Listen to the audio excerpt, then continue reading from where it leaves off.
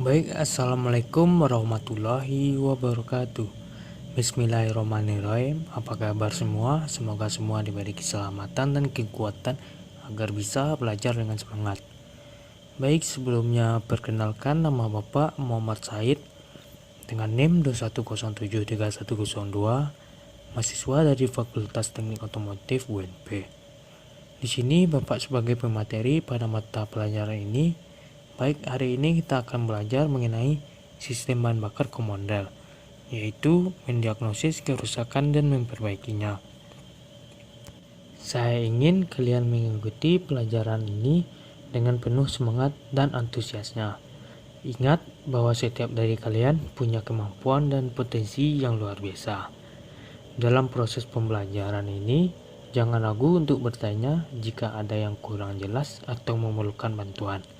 Saya akan selalu ada untuk membantu. Mari kita mulai. Yang pertama kita akan memahami konsep dasar dari sistem komondel ini. Yang kedua, memahami pengertian dan fungsi sistem komondel. Yang keempat, kita akan memahami beberapa komponen sistem komponen pada komondel. Yang keempat, mendiagnosis kerusakan dan memperbaiki sistem komondel. Untuk dasar teori dari sistem komondel ini, sistem bahan bakar injeksi komondel merupakan sistem bahan bakar atau mekanisme injeksi pada mobil diesel. Prinsip kerjanya persis seperti EVI pada mobil bensin dengan komponen yang bekerja secara sinergi untuk memenuhi kebutuhan bahan bakar. Sistem komondel yaitu sistem injeksi bahan bakar yang mengurangi ke dalam atom bahan bakar dengan cukup sempurna melalui tekanan injeksi yang tinggi pada injektor bahan bakar. Cara kerja komondel sendiri adalah dimulai dengan bahan bakar yang disimpan dalam full tank akan dihisap oleh high pressure pump. Setelah itu bahan bakar akan naik jika masuk ke high pressure pump sampai mencapai high pressure akumulator atau EDC, kemudian akan mengatur supaya timing dan durasi injeksi bahan bakar tetap sesuai dengan kebutuhan mesin, yakni kurang maupun lebih. Setelah itu bahan bakar kemudian dibakar dalam ruang pembakaran. Selanjutnya yang kedua, kita akan membahas tentang pengertian dan fungsi dari sistem komondel. Injeksi rel bersama atau dalam bahasa Inggris disebut dengan common rail. Injeksi adalah salah satu metode injeksi bahan bakar ke dalam ruang pembakaran dengan sistem penghasil tekanan yang ditempatkan terpisah dari injektor itu sendiri. Dalam injeksi rel bersama diperlukan suatu penampung tekanan tinggi yang terdiri dari pipa rel dan jalur bahan bakar tekanan tinggi menuju nozzle yang diinjeksikan menggunakan sistem elektrik terpadu. Tekanan injeksi dapat diatur terpisah dari putaran mesin dan kuantitas bahan bakar yang terinjeksikan dapat diatur menurut batasan tertentu. Tekanan di dalam penampung dapat mencapai 1600 bar dan dialirkan melalui pipa tegar menuju injektor. Selanjutnya yang ketiga, kita akan memahami beberapa komponen-komponen pada sistem komondel. Untuk sistem komondel pada motor diesel membutuhkan beberapa komponen penting seperti yang sudah disebut. Berikut adalah penjelasannya. Full tank pada motor diesel berfungsi sebagai wadah untuk menyimpan bahan bakar diesel yang akan digunakan untuk menggerakkan mesin. Yang kedua, full feed pump pada sistem komondel bertugas untuk mengambil bahan bakar dari full tank dan memompanya menuju full filter.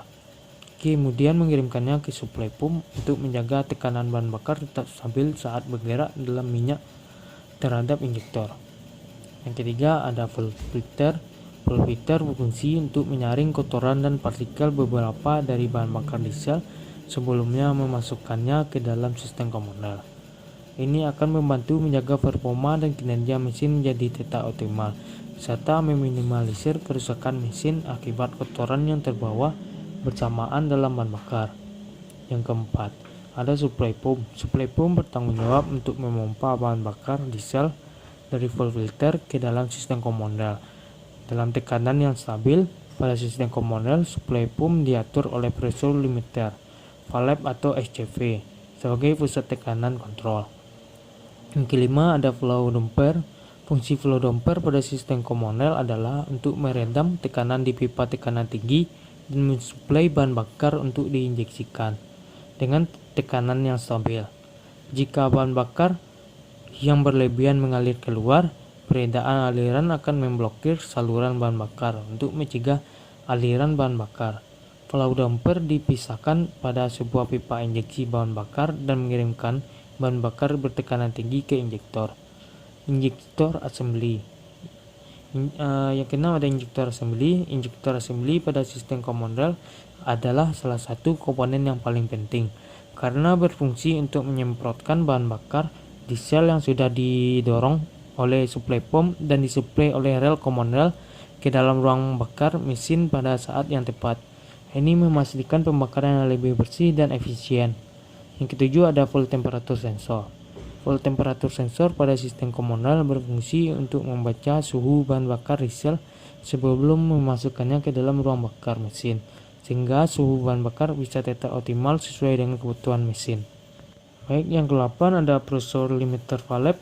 Pressure limiter valve pada sistem komunal bekerja untuk memonitor dan mengatur tekanan bahan bakar yang masuk ke dalam sistem komunal sesuai kebutuhan mesin. Kemudian tekanan diturunkan ke jalur bahan bakar yang lain atau damper. Yang ke-9 ada full pressure sensor. Full pressure sensor berfungsi untuk membaca tekanan bahan bakar pada sistem komunal dan mengirimkannya informasi ke ECU atau Electric Control Unit pada motor diesel agar ECU bisa mengontrol suplai pom, ECP atau pressure limiter valve dan injektor assembly untuk memastikan kinerja mesin tetap sesuai dengan kebutuhan. Yang ke-10 ada overflow valve. Overflow valve berfungsi untuk memastikan tekanan bahan bakar pada rel komunal tetap sesuai dengan batas normal dan tidak melebihi batas maksimal yang bisa ditoleransi ketika tekanan bahan bakar mencapai batas maksimum. Overflow valve membuka saluran membuang untuk mengeluarkan sebagian bahan bakar kembali ke full tank. Demikianlah penjelasan tentang fungsi komponen pada sistem komunal pada motor diesel. Semua komponen saling bekerja semua untuk memastikan kinerja mesin tetap optimal dan minimalkan kerusakan mesin akibat paparan kotoran partikel berbahaya dalam bahan bakar diesel. Baik, selanjutnya di sini kita akan membahas yang keempat, yaitu mendiagnosis memperbaiki sistem komunal. Yang pertama, di sini kita akan memahami atau menentukan gejala kerusakan. Yang kedua, kita akan menentukan penyebab kerusakan itu. Yang ketiga, kita akan menentukan solusi dari perbaikannya. Yang keempat, kita akan menentukan langkah yang akan kita lakukan untuk memperbaikinya. Di sini, yang pertama tadi menentukan gejala kerusakan. Ketika melakukan pemeriksaan untuk mengidentifikasi kerusakan pada sistem bahan bakar diesel komunal, perlu kita perhatikan beberapa aspek. Pertama yang harus kita lakukan yaitu pemeriksaan visual untuk mencari tanda-tanda kebocoran pada selang, pompa bahan bakar, filter bahan bakar, dan komponen lainnya. Yang kedua, kita perhatikan suara mesin pada saat dihidupkan atau beroperasi sebagai indikasi kemungkinan adanya masalah pada pompa bahan bakar atau injektor. Yang ketiga, kita perhatikan tekanan bahan bakar pada sistem komunal perlu diperiksa agar dapat memastikan bahwa tekanan bahan bakar stabil dan sesuai dengan spesifikasi pabrik. Yang keempat, perhatikan kualitas bahan bakar juga perlu diawasi karena bahan bakar yang kurang baik dapat mempengaruhi kinerja sistem bahan bakar. Yang kelima, kita akan melihat performa kendaraan juga harus diuji dengan melakukan tes jalan untuk melihat apakah terdapat penurunan tenaga atau kendaraan tidak responsif yang dapat menjadi indikator kerusakan pada sistem bahan bakar. Yang keenam, perhatikan, baca, dan amati kesalahan pada sistem komputer kendaraan untuk memperoleh petunjuk tentang kemungkinan kerusakan pada sistem bahan bakar diesel komunal. Untuk memperhatikan hal-hal tersebut, langkah baiknya melakukan pemeriksaan kerusakan pada sistem bahan bakar diesel komunal akan membantu menemukan masalah yang ada dan mengambil tindakan perbaikan yang sesuai. Baik, selanjutnya kita akan menentukan penyebab kerusakan itu. Langkah baiknya kita menganalisa data pada scanner. Yang pertama, untuk scanner digunakan untuk membaca kode kesalahan pada sistem komputer kendaraan yang mengidentifikasi kemungkinan masalah pada sistem bahan bakar diesel komunal. Selain itu, data yang dikumpulkan pada scanner juga dapat dijadikan patokan untuk menentukan gejala dan penyebab kerusakannya. Yang kedua, kita akan menguji komponennya, melakukan pengujian terhadap komponen sistem bahan bakar diesel komunal seperti pressure limiter, flow damper, sensor, dan injektor.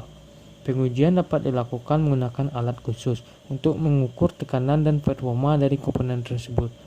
Yang ketiga, pengecekan pada sistem bahan bakar. Melakukan pengecekan langsung pada sistem bahan bakar, termasuk pada selang, filter, pompa bahan bakar, dalam cara lain untuk mengidentifikasi penyebab kerusakan. Hal ini dapat membantu menemukan kebocoran atau masalah lainnya pada sistem bahan bakar diesel komunal. Yang keempat, meninjau faktor lingkungan. Perlu diperhatikan juga faktor lingkungan di mana kendaraan beroperasi, seperti kualitas bahan bakar, kondisi jalan atau rute yang dilalui, suhu lingkungan dan kelembapan. Yang keempat, kekurangan dan kelebihan tekanan yang dapat mempengaruhi kinerja dari sistem bahan bakar secara keseluruhan. Selanjutnya kita akan menentukan solusi dari perbaikannya. Ketika melakukan pemeriksaan untuk mengidentifikasi kerusakan pada sistem bahan bakar diesel komunal, perlu diperhatikan beberapa aspek. Yang pertama, identifikasi dan evaluasi masalah yang terjadi. Identifikasi masalah pada kendaraan atau mesin yang mengalami masalah, mulai dari gejala atau tanda-tanda yang muncul saat digunakan. Langkah ini perlu dilakukan dengan memperhatikan secara seksama tanda masalah yang muncul saat kendaraan digunakan. Kedua, evaluasi masalah yang terjadi dengan melakukan pemeriksaan lebih teliti terhadap komponen-komponen yang terlibat untuk mengidentifikasi penyebab masalah. Yang kedua, buatlah rencana pilihan dan solusi perbaikannya. Untuk pembuatan rencana perbaikan setelah penyebab masalah telah berhasil diidentifikasi, maka perlu dibuat rencana perbaikan yang mencakup kegiatan perbaikan serta langkah-langkah perbaikan yang harus dilakukan untuk mengatasi masalah yang muncul. Sebelum pemeliharaan solusi dan perbaikan, menentukan solusi perbaikan yang efektif dan efisien untuk mengatasi masalah sesuai dengan rencana perbaikan yang telah dibuat. Solusi perbaikan yang dipilih harus mempertimbangkan biaya dan waktu yang diperlukan serta memperhatikan faktor kualitas dan keamanan. Selanjutnya, yang ketiga, implementasi perbaikan. Setelah solusi perbaikan dipilih, implementasi perbaikan dapat dilakukan yang meliputi mengganti atau memperbaiki komponen yang rusak atau membuat modifikasi pada bagian tertentu sesuai dengan rencana perbaikan yang telah dibuat. Yang keempat, uji dan pengujian.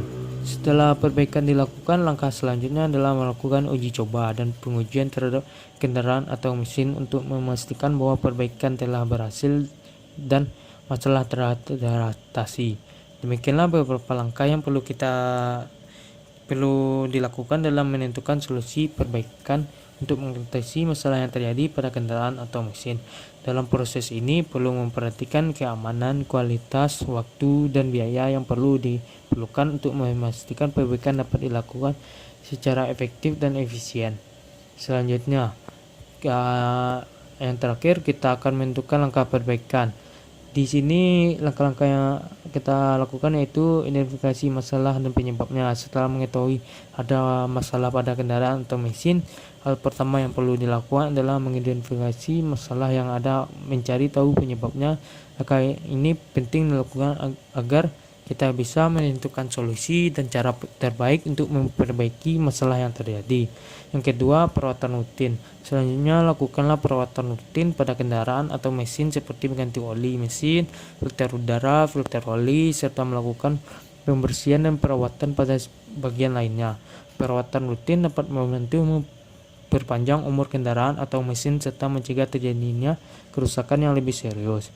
Ketiga, gantilah komponen yang rusak. Jika telah mengetahui komponen yang menyebabkan masalah, Ganti komponen tersebut dengan yang baru atau yang telah diperbaiki. Pastikan komponen pengganti tersebut berkualitas dan sesuai dengan spesifikasi kendaraan atau mesin.